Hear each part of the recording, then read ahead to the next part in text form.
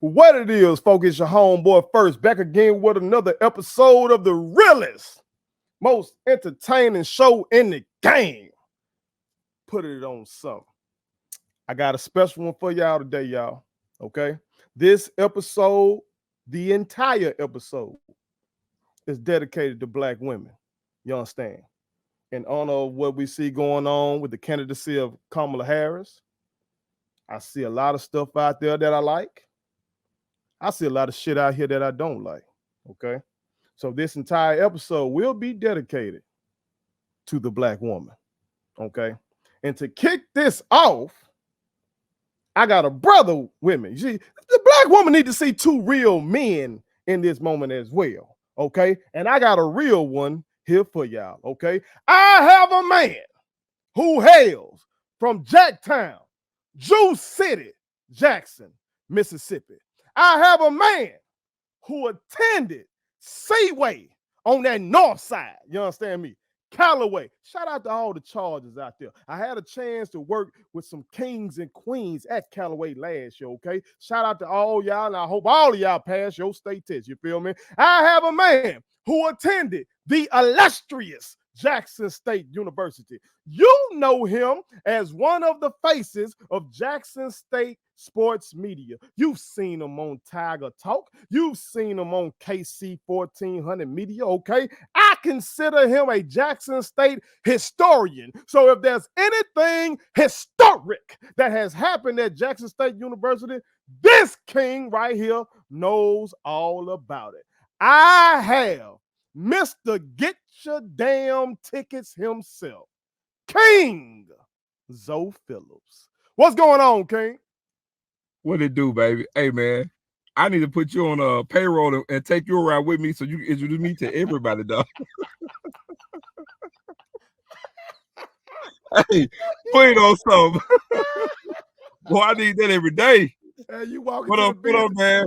You walk into the business meeting and not just, the intro you real quick. What up, baby? I need you with me every day. That's real. No, I had to do that though, for real. Cause look, I haven't told you this, but you the reason I'm a season ticket holder. Okay, I'm a hooper. Right. Okay, that's my favorite sport is basketball. Okay, and while I love Jackson State football and I love football in general, I was one of them motherfuckers that didn't like to go to the game because of all the traffic and all the stuff. Once you get up in there, oh my God, it's amazing, okay? Mm-hmm. But I saw a man who was talking my language. I saw a man who said clearly and plainly. See, Malcolm X said make it plain, okay? Fact. And you simply said, get your damn tickets. And I be goddamn. Once I saw that, I went right over there, got my I've been a season ticket holder ever since, okay? Because I was a basketball season ticket holder first, okay? Good. But you the reason I went ahead and got that football. So no. Look, bet that up. Well, look, to give it context, look, I'm a football guy. That kind of go without saying, but when I get basketball season tickets, and I don't really go to that many basketball games, but hey, it's for Jackson State. You know what I'm saying? Baseball season ticket holder, man, I might go to 5 games the whole year, if that. Sometimes just 2. But again, that money goes to Jackson State, man. You know, we don't just talk it over here, we walk it. So I appreciate that. But now, man, it all goes to the I love, man. As we say on Tiger Talk, it all helps the cause. You know what I'm saying? That's real. Well, I ain't gonna waste your time. Let's go ahead and get straight into it, okay? I like to ask everybody on here who's gone to college why they chose their particular college. Because again, as somebody who's still out here in these streets all the time with these young people, I try to encourage these young people to be more thoughtful in their choices of what they're going to do with their life, okay? So why did you choose Jackson State University? Man, I chose JSU because I myself am a microcosm of Jackson, Mississippi. Okay. I'm from Jackson, raised in Jackson, and I love home. Home is me. No matter where I go in the world, when I open my mouth, you're gonna hear Jackson. The way I walk is Jackson. The way I talk is Jackson. The way I think is Jackson. Jackson molded me. You know, people say it as a slogan, but man, I'm Jackson bred, and when I die, I'll be Jackson dead. You know, that we say, J's up to my days up, and I'm in Jackson stuff all day long, every day. And believe it or not, man, when I graduated Callaway, I actually wanted to go to Howard, believe it or not. And man, we went up there on our senior trip, we went to DC, and we actually checked it out, and it was dope, man. But I was like, man, everything I can get at Howard, believe it or not, I can get at Jackson State. And so I went and I loved it. And I get the whole idea of I was just like everybody else. You know, you want to leave. It's home. Jackson is all you know. You want to get away and see other things. And I would encourage people to have that mindset to do that. But I can only speak for me. You know what I'm saying? It's home, and there's nothing like home. And let me look. Reside in Atlanta, and in the process of actually getting back to Jackson. And believe it or not, bro, I've lived in New Orleans. I've lived in other places, and I've traveled the world. Ain't nothing like home. Nothing like home. That's real. That's real. That's real. So, we got an important matter to discuss. Okay. Mm-hmm. Last week in episode 201, I made the case that Jackson State is an FBS school and everything but name. Okay. Thanks. I know you've made that same case on the various publications that you've appeared on as well. Okay. But recently the NCAA, being the NCAA, has done something that I know you think should kind of expedite that process. Okay. So kind of share with the real ones over here why you think it's so important for Jackson State to go FBS as soon as possible.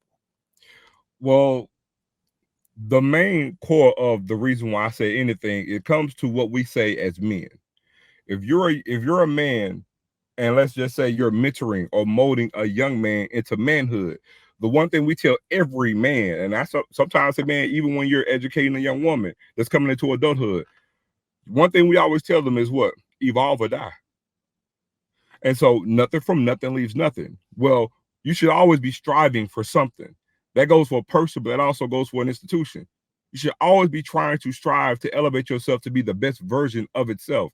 And a lot of times, as you age, the worst thing that we all have to fight against as we age is complacency, right? Because comfort is a drug as you age. And the one thing as you age that you gravitate towards is comfort. And comfort is a drug. Same thing with being where we are. We've gotten stagnant to the point, to echo with what the NCAA is doing, because we've done nothing for so long that any minimal thing that we do is okay, and it's not. And so what we're doing, we've been stagnant so long, and the NCAA is putting all these guardrails in to make all these changes. Look, everybody sees the college football landscape is changing. It's flipped a 180 literally in a year's time. Right? They're making rule after rule, not month after month, but at this point, almost day after by day. Every 3 days, they're making changes. These changes are affecting the major college football level. And see, in the past, we would always go with the trickle-down effect. We can get whatever's left over, but there is no being left over, because the changes that's making place now is for the benefit of the power structure. And so again, if we do nothing, what do? Because at this point, we're just going to perish. We have to stop being defensive, and at some point, we gotta be like the Satellite Express in 1984. We gotta get offensive. We got to be on the move and do something for our betterment. And so again, I know when we say move up FBS, number one, we're not saying that we want to be Power 5, but we need to be FBS to maximize, to be the best version of ourselves. Also, when we say move up, we're not saying move up as a single entity, because there are a lot of guardrails that place against that. But I did say move up as a conference. No, not the SWAC moving up, because a conference cannot move up, but move up with the advent of moving up with 7 or 8 teams to create a brand new conference on that level. Because why can't you do the very thing that you're doing today, but create a better version of it? It's all that we're saying.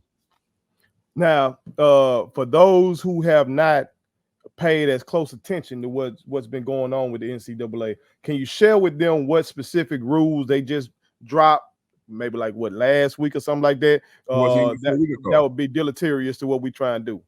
Well, the latest thing, and to give it back context, the latest thing, to answer your question, the latest thing they did was they pushed the maximum scholarship limit up from 85 to 105. That's in place now. Now, what they're saying is they're going to have it where, because right now let's just say Ole Miss, for an example, they have 85 scholarships and it's 1-for-1, meaning 85 individual scholarships. But as you know, they have walk-ons. And the walk-on number can be different. For an example, Jackson State has about 100 players, but we only give 63 scholarships spread to 85.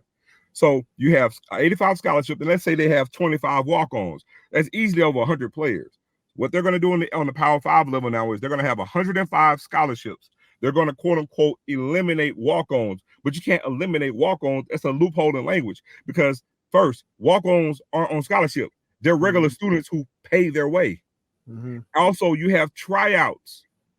So basically what they're going to end up doing, which they stated in the language, you're going to have 105 scholarships because they're going to do basically they're all going to have a contract that's going to be collectively bargained. So basically you're going to have 105 players on a team and they're all getting paid because just last month the NCAA passed a rule that only Power 5 schools can pay the students directly. That's outside of NIL. FCS schools can't do that. That right there alone is creating an advantage. Now, when I say that, someone could easily say, well, we can't afford to do that anyway. Whether we can or we can't, you still don't put a loophole or put a rule in that one segment of something can do something and another segment can't. That creates an advantage. That creates a barrier and also creates leverage for those schools as opposed to because again, if we're in a free enterprise to pay for players, Jackson State can do that too with NIL. But you're saying that this school can pay these players directly, but yet these schools can't. Do you know what that does by putting that language in? So now, if I'm an athlete, why would I want to go to any FCS program when I have to get NIL? That means that's name, image, and likeness. That means either I can go to seek NIL or NILs can approach me. But in the construct of what the NCAA just stated, the schools themselves can pay the players directly. That's on top of getting NILs and on top of getting scholarships. Okay, that's real. That's real. Now, you mentioned that you don't think JSU should go at it alone. Okay, and you know that a conference can't move up itself. Okay, so what other HBCU schools do you think should move up the FBS along with JSU? Well, I have a simple template and I have a rhyme or reason for these particular schools. Now, granted, to start any conference in the NCAA, all you need is a minimum of 6 teams. Okay. Now, on the FBS level, they play 12 games every year. So you're talking about if you have a 6-team conference, that's 5 conference games, and then you'll have 7 non-conference games. But being that we have our own thing as it is anyway, if we move to an FBS conference, if we move up and we talk about an HBCU FBS conference, we pretty much have our own segment of our own world of what we want. We pretty much have that now, being that we excluded ourselves from the playoffs. So to answer your question, when I think of an HBCU FBS conference, I got 12 teams right now. Now, East and West format, but we can have it where it's not even in divisions. But I'm just gonna throw some names at you. And I got it. If I had to set it up in this format that I have, we're gonna start off with FAMU. Okay. North Carolina A&T. Okay. North Carolina Central. Okay. South Carolina State. Bethune-Cookman. And Tennessee State. That's in one division. The next division will have Jackson State. All right. Alabama State. Alabama A&M. Okay. Southern, Grambling, and Prairie View. Now, those schools were chosen for a particular reason. I.e., mostly because any and everything that you think of in the construct of HBCU ball, you're going to have it in this conference. When you think of HBCU football, the first thing that comes to mind are classics, right? Well, and before I go there are 7 blue bloods in HBCU ball. All of those blue bloods are included in this conference with the exception of Tuskegee, but they are D2 school. All right? Yeah.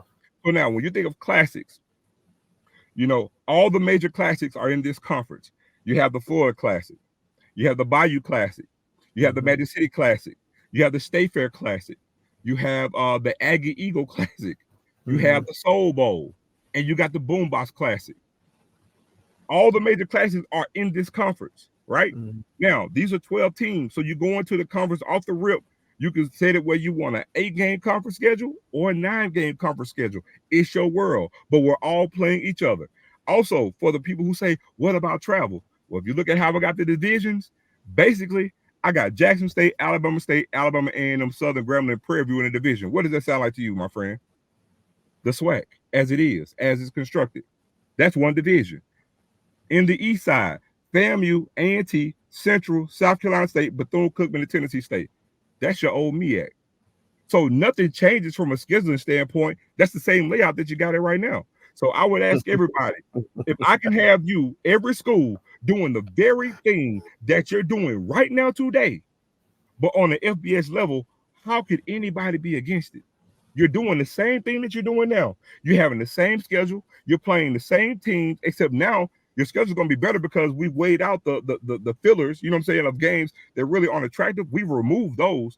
Every game and every team in this conference is a name within itself, within the confines of this conference. Then let's talk about the band structure.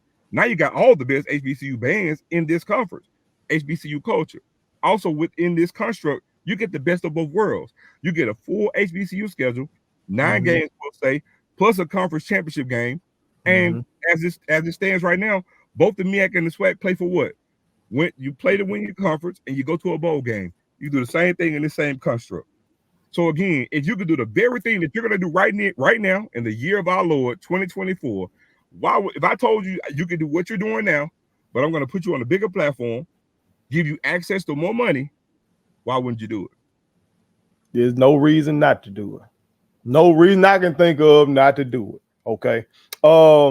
And along those lines, then, because I know some real ones gonna hear this and agree with you, but they might feel powerless about how to make it happen. Okay. I'm talking about the cats that's in the barbershops, the cat that's sitting around eating some fish on a Friday and drinking with the boys, and he listened to this and he, they talking about what can be done. How can our fan base get behind this movement and do what's necessary from their standpoint to kind of push this thing along? Is it buying tickets? Is it social media? What can they do? It's all of it. It's all the love languages and then some. But the very first thing they have to do is add value to your own product. We have to believe Come on now. We have to believe that we are the goods. Come on now. Preach, preacher. Come on now. Because Black people devalue Black things. Preach, preacher. So the first thing is that we have to add value in our own product. So a lot of times, even some people may watch this and say, oh, this can't work. Well, I'll tell you like this. If you don't believe it, that's fine. Nothing from nothing leaves nothing. Right now, what are you getting? By doing what we're doing, what are you getting? Nothing. So I tell you what, why not let us try it? If it doesn't work, we can come right back to what we're doing right now. It's simple. But to answer your question, okay. We gotta first value us and believe in the product that we have, number one. But number two, it's everything. It's all the love languages. Man, buying tickets, being more engaged on social media. Man, get your butts in the stadium and be active. But not only that, man, again, it's everything. Man, get involved in baseball, get involved in basketball, get involved with women's basketball. You know what I'm saying? It's just like we see it, we know it can happen because we see it when our own players or our relatives go to a PWI or go to a certain school. We all in then. So it's like, again, we devalue us. We're not all in on our own product, but we're all in on another product, as long as, you know what I'm saying, John and them are part of it. If John and them could go be a part of it, I could be all in then because they're my people. But then this is your own stuff. So why not add value to your own stuff? Because guess what? We're D1 in everything. Everything except football. And that was done by design. So trust me when I tell you, Jackson State, as it stands, Jackson State is the preeminent football program in the state of Mississippi. That's not a long stretch when I say that. No school in this state has won more conference championships than Jackson State, has more championships than Jackson State, has more Hall of Famers than Jackson State. Like, it is what it is. I'm giving you raw data. This is Jackson State's resume. But Jackson State, and one thing I will give our fans credit for, in other states, whether it's Alabama or Texas, in those states, they look up to the PWIs, not in Mississippi. We don't care about Ole Miss and Mississippi State. It's JSU. We in JSU gear every day when you come to Mississippi. You go to Jackson, you're going to see people in JSU gear. So we're wired different. But, man, add value to your own. If you don't big up your own, who else going to do it? So, I mean, look, Ole Miss win the game. I couldn't tell you what they do. Either Mississippi State. You know what I'm saying? I got family that went there and all that kind of stuff. But it's JSU for me. But to answer your question, man, we can do everything. Man, get your butt to the game. Buy season tickets. Man, get active on social media. Man, go visit the school. Man, you got a niece and nephew that's getting ready to go to college. Man, take them to your school. Take them on the tour of your school. Let them meet some of your professors. Man, get active. You put the work in. All you're doing is giving a deposit. It's going to come back to you. And now, you said something that made me think about all of the moving and shaking that's going on in the quote unquote Power 5 world right now. Well, the Big Ten got 11 teams in it, and the Pac-12 got 2 teams in it, because you got somebody from the West Coast that then came over here and got in this conference and everything like that, and you got traditional Big 12 powers like Texas and Oklahoma. They done moved into the SEC because they want to be a part of the big dog conference. So you got our PWI colleagues saying, fuck tradition. We about to do what's best for business. They're doing what's best for business. And we got some of us hearing what you're saying, and they might say, no, that's not traditional. We do it this way, and it's going, and that ain't good for business. Sometimes that's not good for business. Well, to answer your question, what we're doing is not working. I tell you what, it's the old acronym, are you living or existing? Because we're just existing right now. We're not living, because to living is to thrive. We're not thriving. We're not the best version of ourselves and what we could be. Also, someone may watch this and say they can project what we can't do. But what you can't project, what they fail to see is you're basing your ideology and your thoughts on what once was, what currently is, not projecting what we can do. See, again, when you're planning, sometimes if your dreams don't scare you, they ain't big enough. So in other words, when we talk about having this new conference, you're looking at what the SWAC has done or the MEAC has done, but we're talking about and projecting something new. This ain't no fairy tale either.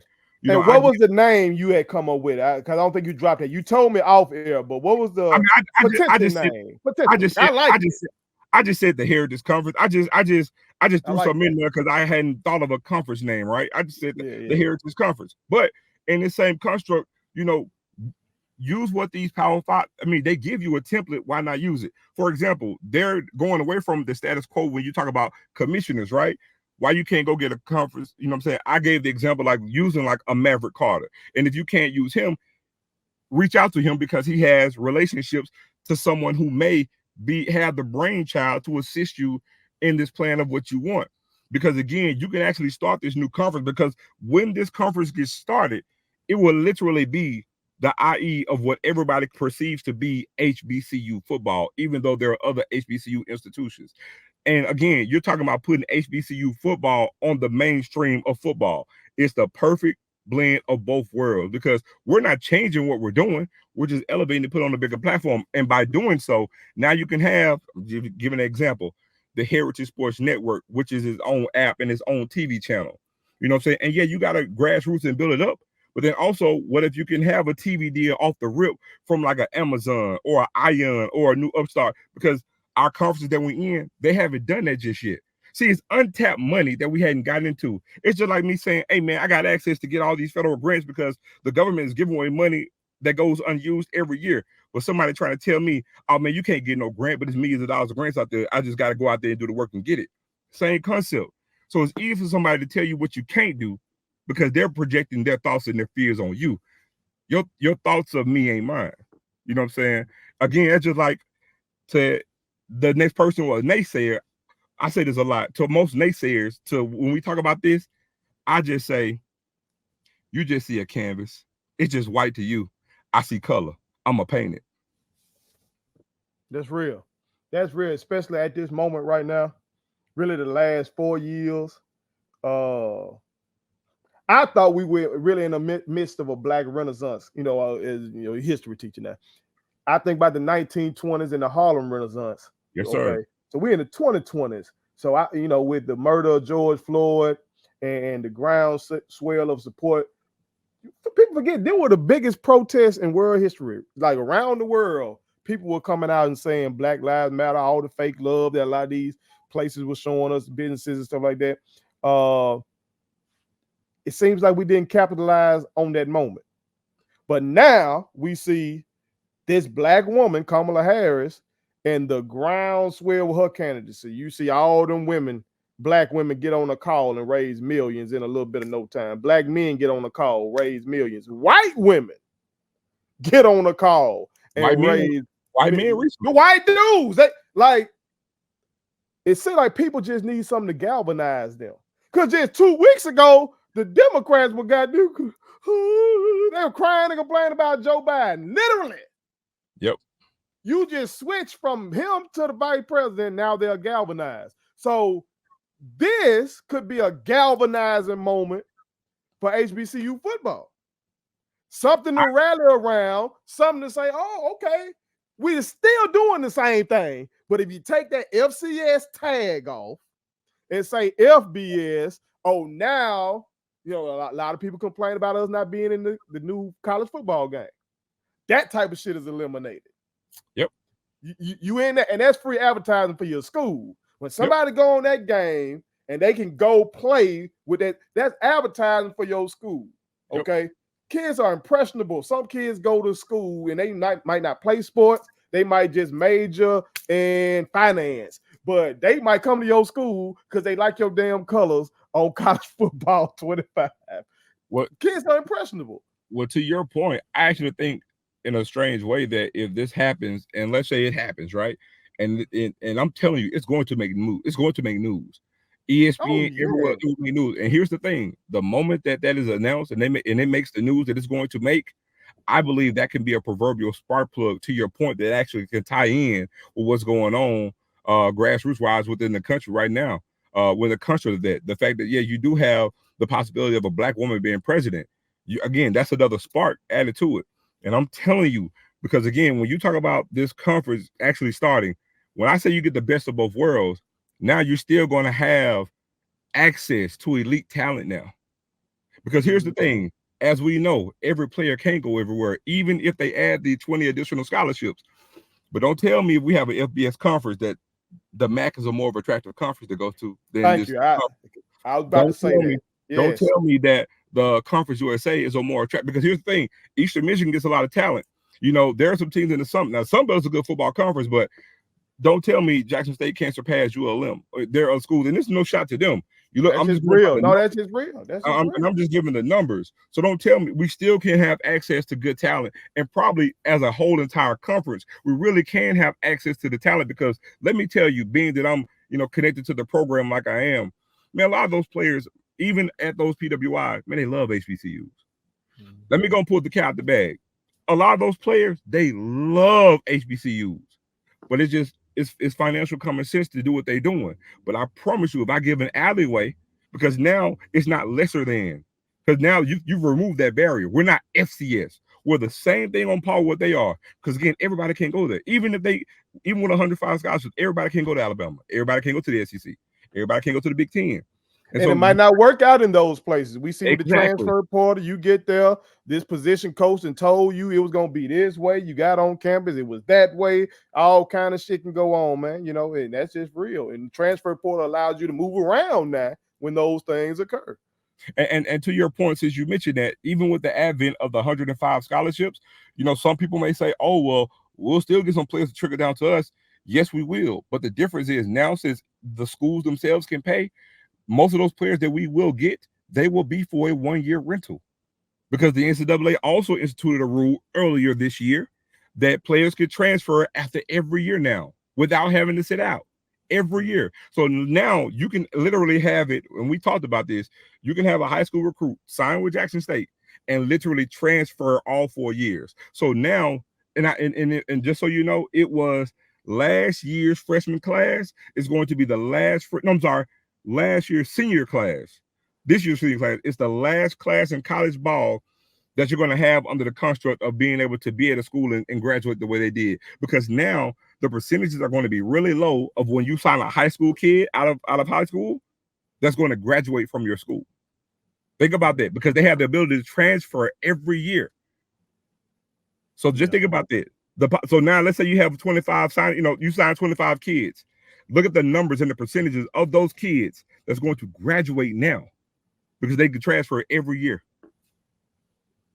But see, I think just not comparing us to the SEC, Big Ten. I'm putting that over there because I know what they do. They are dropping off stupid bags, big bags, okay? Because they got a old man for Nike, okay? It was the Phil Knight.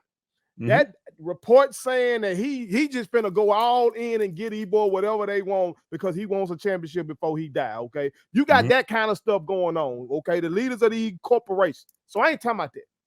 I'm talking about in the Sun Belt Conference USA. Them kind of motherfuckers, okay? I think we really would stand a better chance of retaining a kid than they would. Because, again, my life has been very diverse.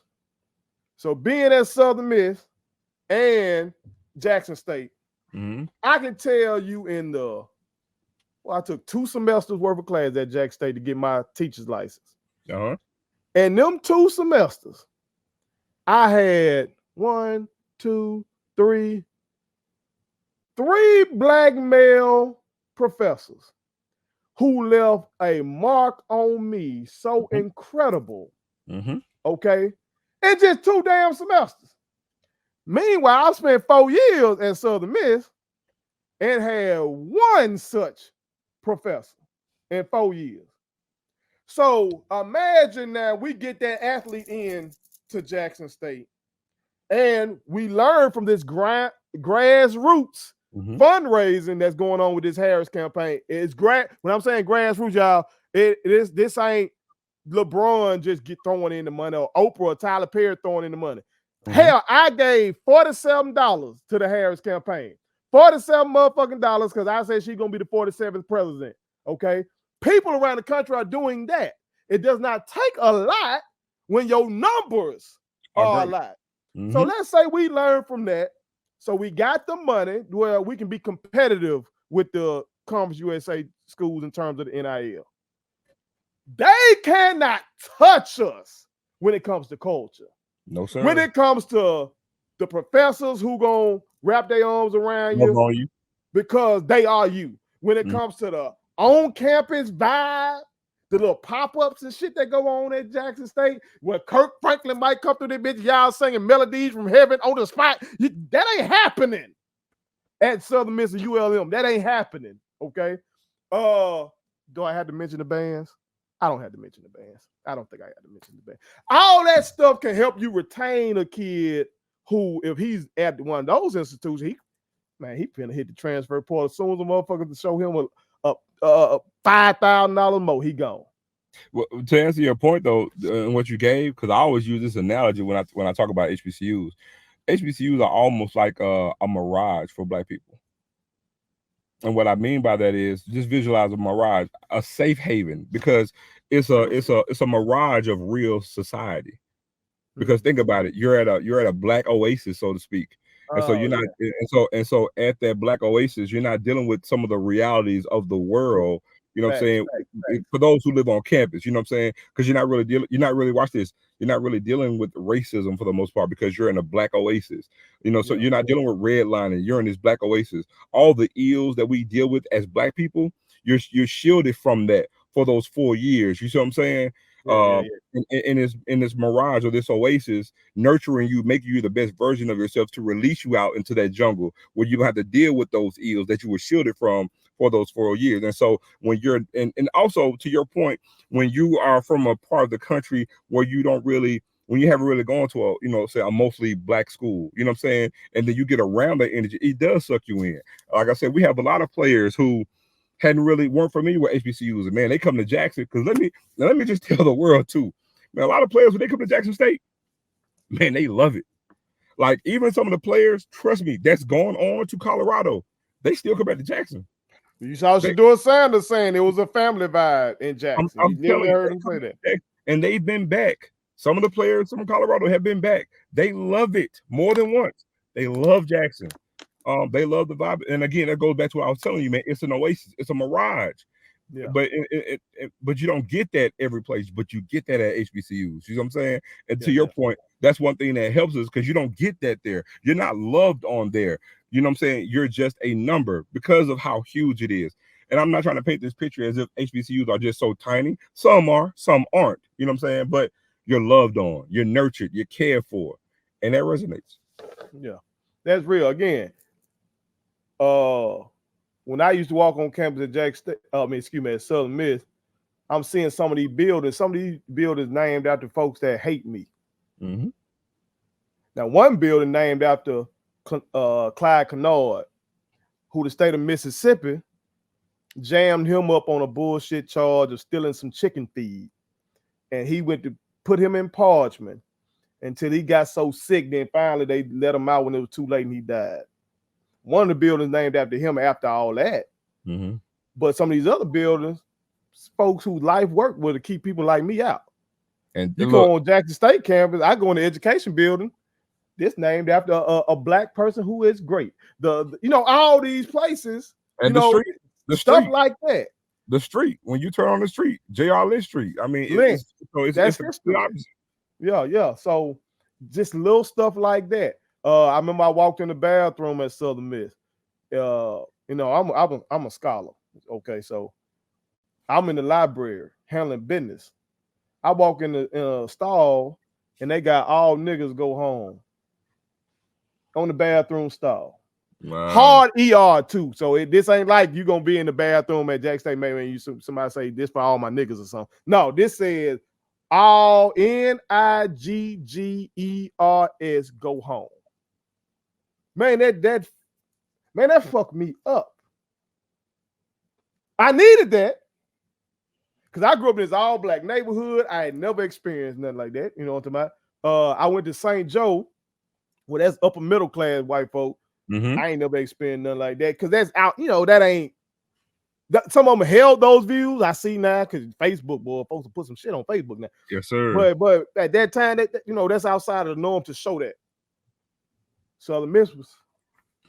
I opened it. I'm like, I'm a 4.0 student down this bitch. But to whoever wrote this, that's what I am.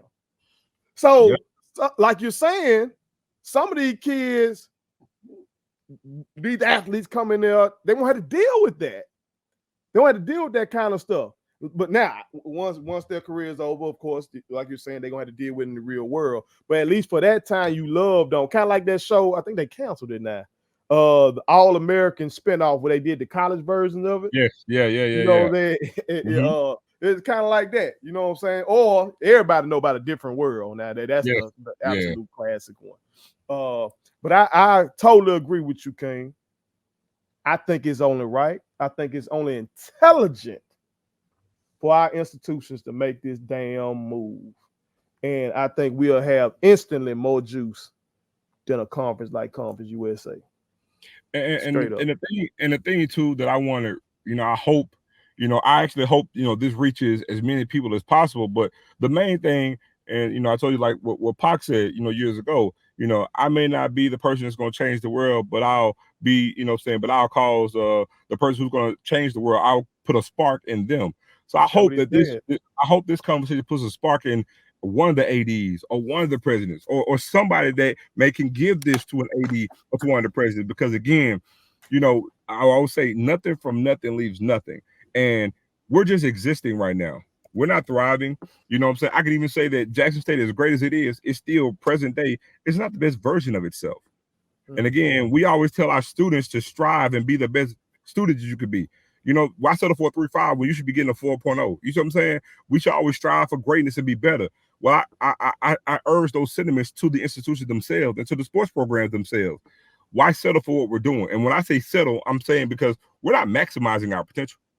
That's a fact. We're not maximizing our earning potential, and we have not exhausted all possibilities to do so. And so knowing that in mind, why not do that right now, knowing that the college football landscape is changing on its axis literally as we're having this conversation. And we haven't reached the end of that. So knowing that, and it's just like, why settle or why put off to tomorrow what I can get done today? Why settle for what we're getting when great is so much greater later? But again, we have to do the work. We have to have some visionaries in the midst somewhere to say, you know what, we aren't the best versions of what we can be. Man, let me make a phone call. I mean, what y'all think about this? And I'm gonna say something kind of controversial, but I mean, again, it is what it is. A lot of us don't make moves because we're worried about what we're tied to may not thrive, and we cannot have that mindset. I can't worry about what's going to happen to my neighbor's home if my home is sinking. So, and I'm not trying to have it where we're focused on self-preservation. I'm really not trying to be in that mode, but you have to do what's best for you before you can help and entertain anybody else's. In other words, we're from Mississippi. William Brother got a world famous song. You know what I'm saying? Sweep around your own front door before you sweep around mine. So, you know what I'm saying? So again, man, everybody got to do for self. You got to do for self. Right. So, you know, we can't make a move. We can't make a move or not make a move based on Mississippi Valley and Alcorn. Same thing for Grambling, same thing for Southern, and so forth and so forth. But again, we have gotten stagnant. And this is not my opinion. This is fact. Because I can urge anybody, the data's there. It is 2024. We can say from the year 2000, what has tangibly changed in both the MEAC and the SWAC? Even now with the landscape changing the way that it has, what has visibly changed between both conferences since the year 2000? That's 24 years. The only thing has been the advent of the Celebration Bowl. So from the year 2000, there's no TV network.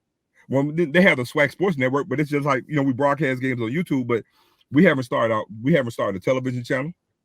We haven't even thought about trying to sell our rights, or, you know what I'm saying, our territory rights, you know what I'm saying, to other channels to maximize our dollars. It hasn't happened. It's been status quo after status quo after status quo. Only thing that's happened within the SWAC is we changed the location of the headquarters and the Celebration Bowl got started. That's it. Celebration Bowl pays out $1 million, and you know, that's dispersed amongst the teams. But we talk about revenue sharing. There, don't sit here and tell me that the SWAC. Man, look, if the Sun Belt Conference, who doesn't even draw the eyeballs that the SWAC does, if they have a payout where every school in that conference is getting just under $1 million a year, don't tell me that not only the SWAC but this new HBCU conference can't do. Because I know this new HBCU conference can do it. Because it's going to create a buzz and it's going to generate some momentum. And when you generate momentum, now it's time to get to work.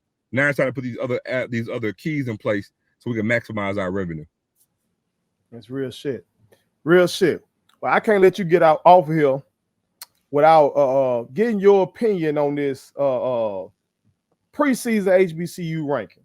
Okay, now that we take care of the business, I just wanted to pull your coat on this, okay? Because I felt some type of way about it. But I said, let me ask King Zoe about it, okay? For all the real ones who have not seen the poll, okay? This article says FAMU favored to repeat as HBCU football champions in preseason poll, okay? So they got FAM number 1, North Carolina Central at 2, Howard at 3, Alcorn at 4, Bama State at 5, Prairie View at 6, and the illustrious Jackson State University all the way down here at 7. Okay. To round out the top 10, they got Tennessee State at 8, Morgan State at 9, and Southern at 10. Thoughts from you on that, King? All right, first things first, obviously Jack State is too low. But here I'm gonna raise you this question because here's my thing. I'm not upset at FAMU at number 1. I don't agree with it, but I'm not upset by it because again, I live by the mantra. They won the championship last year. To be the man, you got to beat the man. I can see that. Also, I think Prairie View should be higher. All right. Okay. Talk to me. Well, the reason why I put the same thing, they won a division. They played for a championship last year. So again, I'm not going to necessarily say I agree with their placement, but I'm just saying that I can make an argument that they could be higher or be above us. Gotcha. But now where it draws Howard played in the Celebration Bowl, I can see them there. You know what I'm saying? Now, what gets me is, and I'm speaking regular football logic, when it comes to Central, maybe not so much Central, but I'm gonna get to the reason why. But most definitely Alcorn and Alabama State, See, here's the thing, and we're going to use regular logic here. Okay, Alabama State, they're going to say we'll put them over them because they beat Jackson State last year. Okay, fine. All right. But then since that game when they beat us, what have they done? And what I mean by that is at the season's end, because that team that beat us is no longer there, and they've regressed since then. Alcorn, they beat us, but they've regressed as well. But Alcorn hasn't regressed like Alabama State. Here's the thing: Alabama State, they lose their best offensive weapon. They didn't have an offense. They'll say they didn't have an offense last year. They had a great defense, but now we got a quarterback, so we should be good. No, you didn't bring in a great quarterback. You brought in a quarterback that won 9 games, has 4 wins against teams with winning record. Well, that's 500 or better. I mean, I'm sorry, that doesn't push the needle for me. Plus, you lost your best offensive weapon, you lost your starting running back, and then on defense, you lost your three best defensive players. So again, those are question marks that you don't know, so you can't bank on it. Because if you can bank on those unknowns, then that alone can't justify you putting Jack State so low. Jack State has more returning starters on in the Eastern Division with FAMU and Alabama State. We have more starters returning. We have the only returning quarterback. We have the leading rusher in the conference returning. You know what I'm saying? We have the wide receiver were there, because we do have a first team preseason all conference wide receiver there. Plus recruiting, no one out recruited us in the country. Then you look at defense. Now, granted, our defense was subpar. We were good on the back end. We were decent on the front end. We had horrible linebacker play. All right. So now those are the knowns. So my thing is we've addressed our unknowns, but I'm gonna still use the unknowns like they did. So if we return our quarterback, got the most returning starters than anybody in the division, all the secondary is back. We upgrade the front end. In the front end, we didn't really lose in production, and we upgrade the linebackers. And our head coach is still there. Now, some people may say, "Oh, well, you're bringing in a new OC." The new OC is the head coach. So it's not an OC that's coming in brand new, having to learn the talent, having to install a brand new offense. Our head coach is the OC. He's been there. So that negates that, or at least breaks that even. You follow what I'm saying? Now on the defensive side, hey, we brought a defensive guy in from staff who actually, believe it or not, actually helped out with the adjustments last season. And also I have to say this because we have to give this context. Last season was not Jackson State in its second, third, or fourth year under a regime. It was the first year of a first-time head coach. You have to give that context. Right. So knowing all that, how can we be so low when Alabama State is bringing in a quarterback that ain't won nothing? All right. Then you don't know who the starting running back is. You lost your best running back, lost your best offensive weapon, lost defensive players, and your recruiting is not matching ours. Alcorn. So then in the same way, because in the SWAC, they put Alcorn picked to win the West, but they got Alcorn above us in this poll. Well, Alcorn, they really don't know who the quarterback is. I'm assuming they're going to play the guy who was the freshman last year, Draco, but they benched him. He didn't even play. So how can you bank that you're going to have success with that much uncertainty at quarterback? You don't know. You're forecasting. So how can you forecast a quarterback that hadn't played can lead to success when you got a quarterback with substantial success and wins coming back? You can't justify that. You can't. So that's what I'm saying. The logic isn't there. It's almost like they're going with, well, I just got a feeling. That feeling, that's just gas.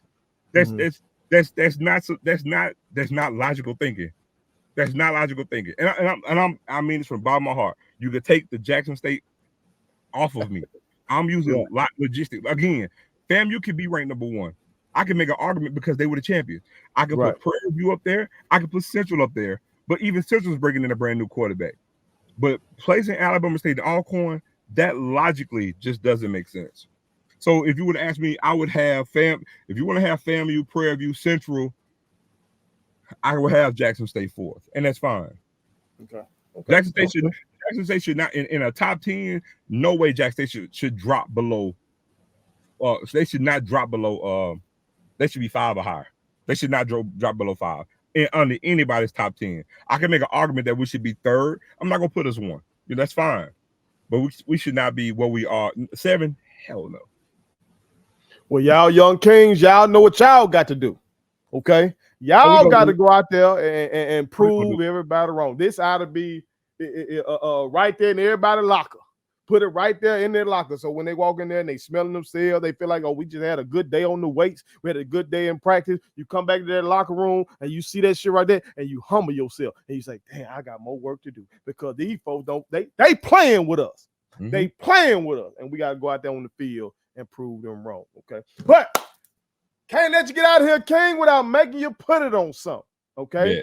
These are fun, and you are the right man for these questions, okay?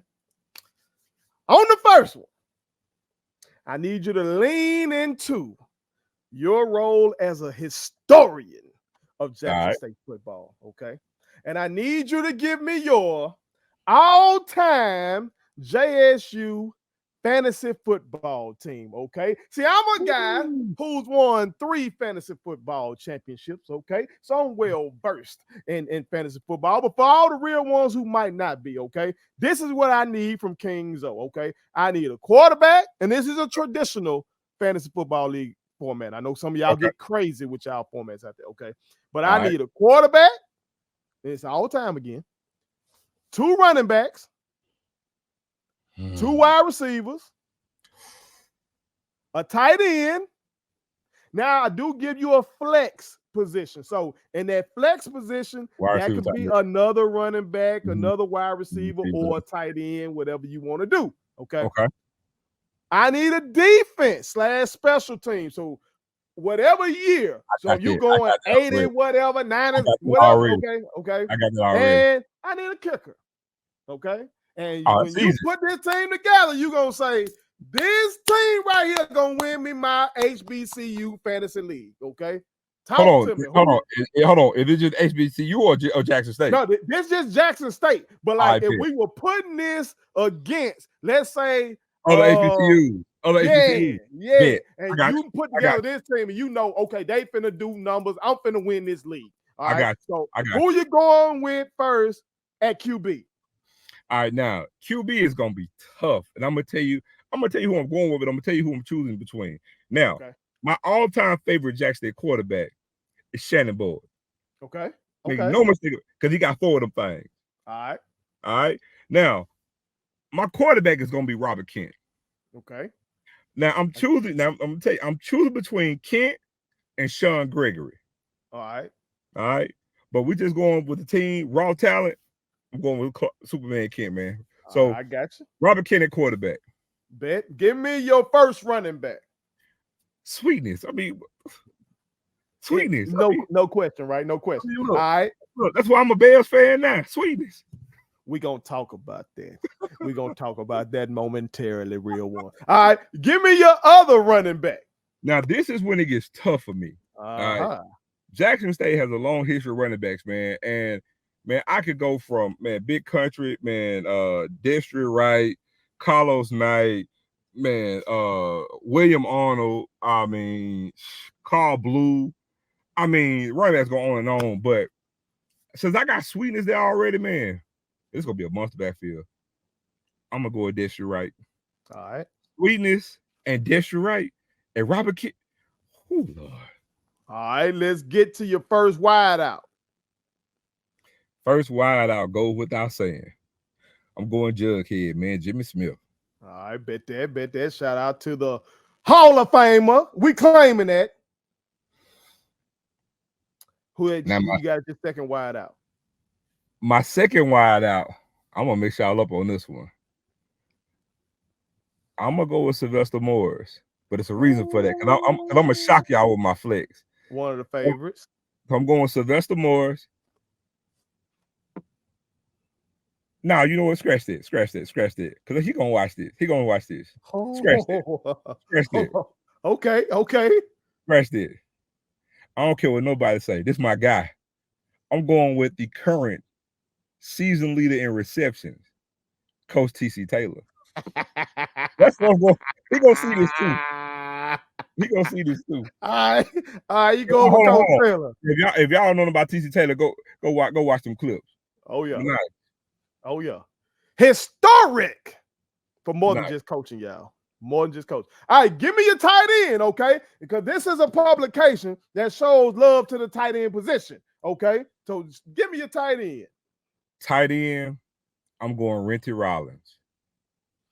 I was going to go with Harold Heath and possibly even Jerome Barker.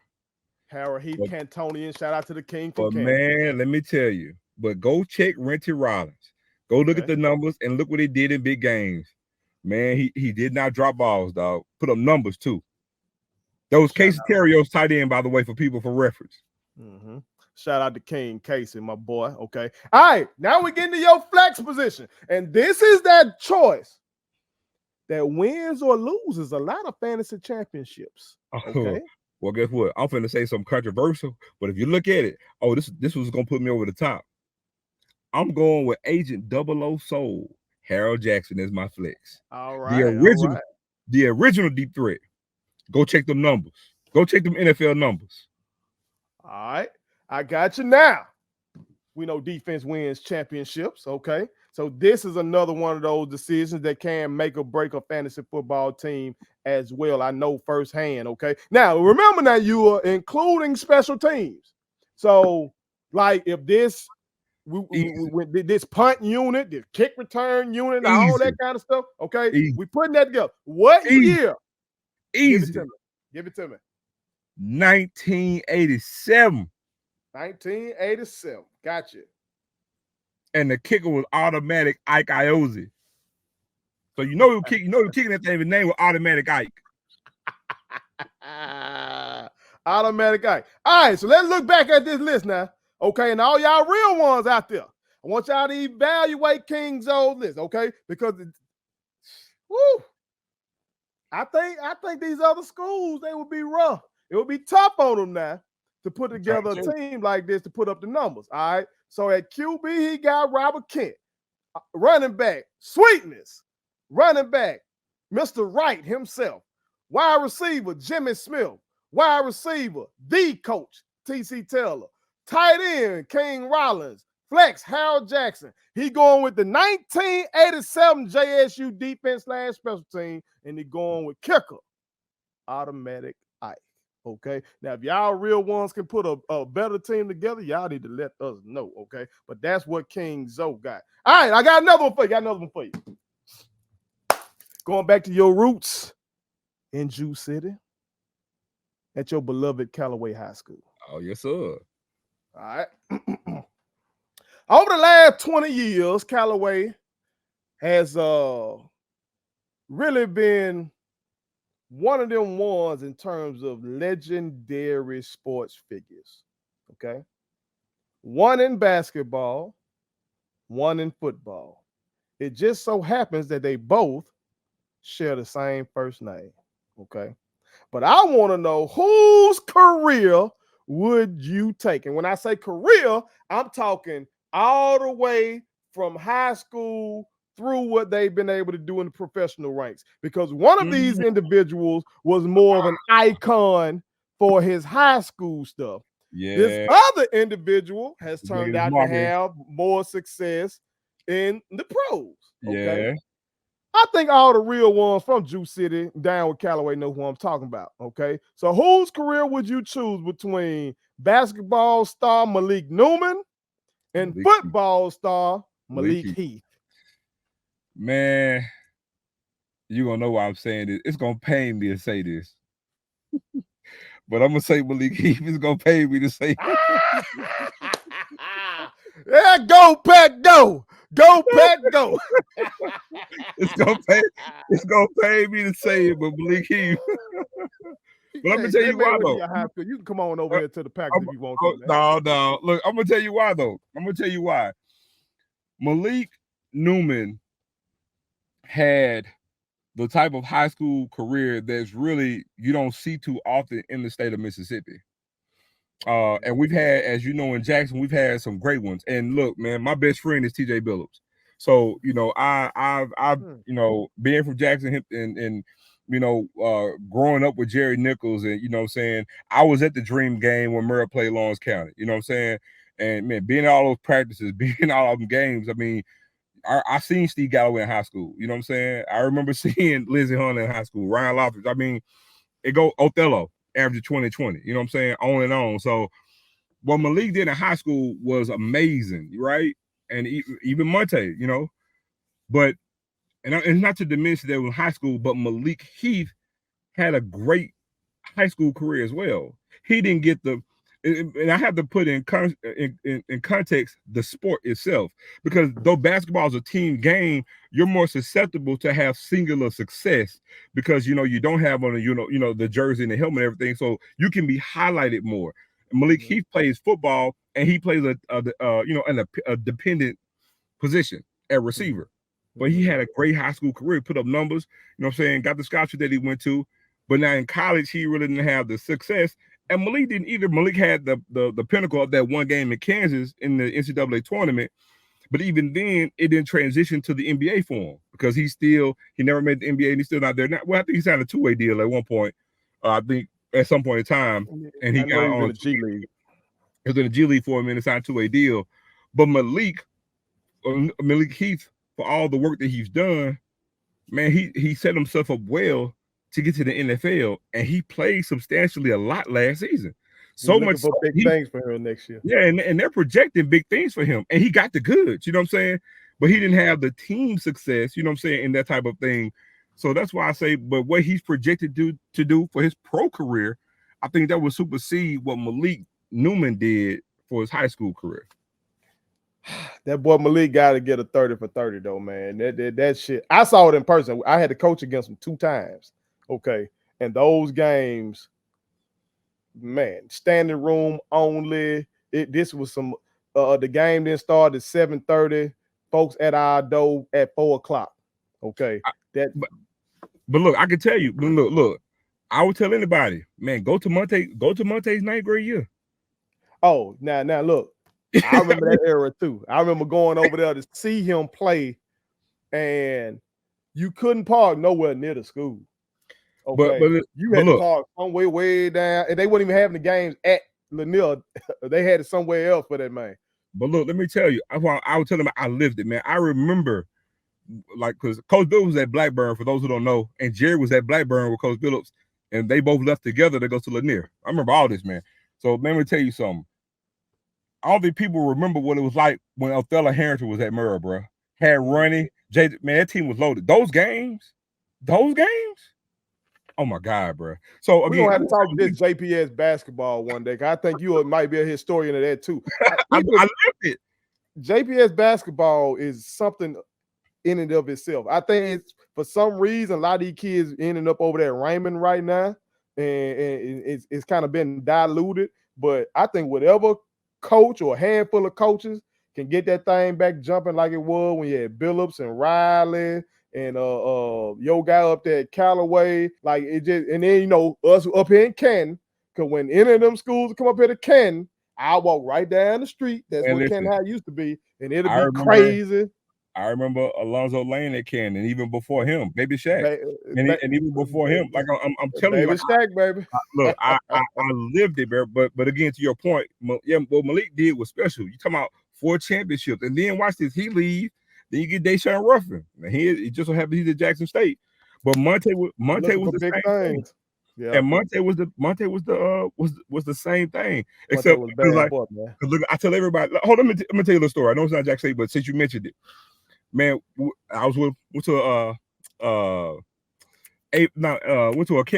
tournament in Kentucky, and Lanier played. It's actually, they got a picture of it. Lanier played Oak Hill, and Oak Hill had Rajon Rondo and Josh Smith, and Oak Hill won the game. Ended up beating Lanier by like 12, I think 10 or 12. But man, Monte dropped 48. I think Monte had like 48. 8 and like 7. So Josh Smith got the MVP trophy because they won a game. Josh Smith called Monte to the middle of the floor and gave him the trophy. Monte was a bad boy, man. They got a picture of it. Man, Monte was hell. Monte was bad motherfucker. Shout out to Monte Ellis, man. All right. As I told y'all at the beginning of this entire episode to put it on something is dedicated to the Black woman. Okay. Yes, sir. So I do want to pivot back to Jackson State, and I want to ask you some about our women's program. Okay. I know we starting a new era. Okay. But out of that last era, out of that Tamika Reed era, we had 2 WNBA draftees. who I believe would be in the league right now if the league had more teams. Okay. Again, I keep telling people the WNBA, you can't judge it like the NBA. It's a much younger league. Okay. They only got 12 teams. But these queens did get drafted. Okay. So, Kings O, you need a bucket on one end. You need a block on the other. Okay. So we down one. We need to get a bucket to go up one, but we got to come back on this other end and make sure we defend this rim. So I need a block. So which one of these queens are you going to have out there on that floor to make sure you get a bucket and a block? Misha Williams Holiday or Angel Jackson? Believe it or not, man, I'm going to go with Angel for both. Ooh. Okay. I thought you were going to go on Misha because she was like the genesis of the dynasty. But you know what? Angel, my girl. I'm going to go with Angel, my girl now. Talk to me. I'm going to go with Angel for both because, man, believe it or not, man, Amisha can score, but Angel has more tools in her toolbox from an offensive standpoint. Amisha, for the most part, plays one way. She's an old school Moses. She's like a female Moses Malone. Back to the basket. You know what I'm saying? You know what I'm saying? That's like and no shade on it because Moses Malone was tall. You know that. Oh, no. Yes. Very physical. And she was physical. Angel has more, she has more tools that she can utilize in her toolbox. Okay. And again, because Angel can knock it down from three. She can. She can knock it from three, and she's damn good at picking and popping. But now when it comes to defense, they're equally good on defense, but I'm picking Angel because of the length. Because not only is she a little bit taller, she got longer arms. They go along, yeah. They go along now. They go along. Shout out to both of those queens. Yes, sir. The dynasty that y'all were part of gave me, my wife, my daughter, my son, a lot of great memories. But we hope to continue this dynasty. Look. Stay tuned. Don't sleep on what's coming. Don't sleep on what's coming. And while I got you on here, shout out to y'all. I saw y'all gave a lot of brand ambassadorships to a lot of the queens off the girls basketball team recently. So shout out to y'all for doing that, acknowledging all the hard work that's going on with these other programs as well. Okay. All right, but we're going to end on this one. All right. Now all the real ones know that I'm a Green Bay Packers man. Okay. Now, I might be the only Black Packers fan in the state of Mississippi who does not have a tie to Milwaukee. Okay. Like I've met some folks who like got kinfolk in Milwaukee, Wisconsin. So that's why they fuck with that. That ain't the case for me. Okay. I fell in love with the Packers because of the welfare fraud. Okay, the fraudster and how he used to play, and when I used to play at recess, when I would throw a touchdown, I'd run and be jumping over. He made me fall in love with the Green Bay Packers. I did not know he was gonna turn out to be a goddamn fool. Okay, and then I followed that up with Aaron Rodgers. He done turned out to be a damn fool. It's just I got a boy now, but Joe, I don't know. 10, 15 years from now, he might turn out to be a fool. I don't know. All right, but King Zoe is one about 4 or 5 of the good people I know who are Chicago Bears fans. And y'all know when I talk about the Bears, I usually say the dirty, filthy, low down, good for nothing Bears, okay? But I'm going to call on King Zoe. I'm going to put it on something right now. I'm going to put it on something myself. I am willing to bet a bottle of whatever you want that we will have a better record in the division than y'all this year. Now y'all got Caleb. I'll take that. I got the new hot shot. Everybody talking about your new hot shot quarterback, okay? And he got me a little word. I ain't gonna lie, he got me a little word. Zoe, he got me a little word. I ain't been worried about y'all quarterback position in a long time. Okay, y'all defense usually give me problem, okay? But I'm willing to wager this bet. I take that. I take that. Okay, y'all hear real ones. All right, we just put it on something, so y'all make sure y'all follow along with us to see how the Packers and the Bears do with this. Aaron Rodgers famously said that he owned the Bears. We're going to see what Jordan Love does. Okay, I am concerned about Caleb Williams, though. All right, but hopefully my my outside linebackers and edge rushers is in general. Hopefully they knock the paint off his nails in them games. We're going to tell your quarterback one thing. Love hurts. Love hurts.